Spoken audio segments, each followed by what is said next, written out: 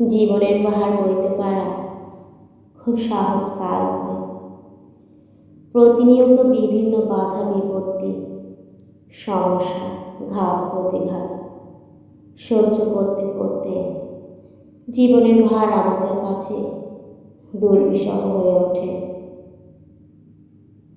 আমরা টুকরো টুকরো হয়ে ভেঙে পড়তে থাকি, হাঁপিয়ে উঠি এই ভার বইতে বইতে। একসময় মনে হয় সব ছেড়ে অনেক দূরে কোথাও পালিয়ে যাই। মন একটুখানি ভালোবাসার প্রশ্রয় খোঁজে। শরীর জুড়ে অসম্ভব ক্লান্তি বলে ওঠে, আর পারছি না।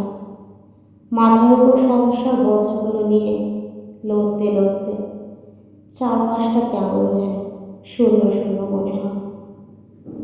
তারপরেও আমরা কাছের মানুষদেরকে ছেড়ে পালাতে পারি না, চলে যেতে পারি না।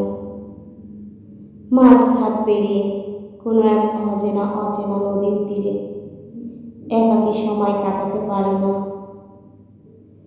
স্নেহ, ভালোবাসা, মায়ার বাঁধনে জড়িয়ে থাকা মানুষগুলোকে ভালো রাখতে রাখতে নিজেরা ভেতর থেকে কখন যেন শূন্য হয়ে যায়। আর মনকে বোঝায় যে আমরা ভালো আছি। আর কিছু কিছু মানুষের জীবনের ভার বইতে না পেরে অবশেষে অসীমে মিলিয়ে যায়। সুখের আকাশটা আজ রাতের মতো কালো, সাজানো স্বপ্নগুলো হয়ে গেছে এলোমেলো।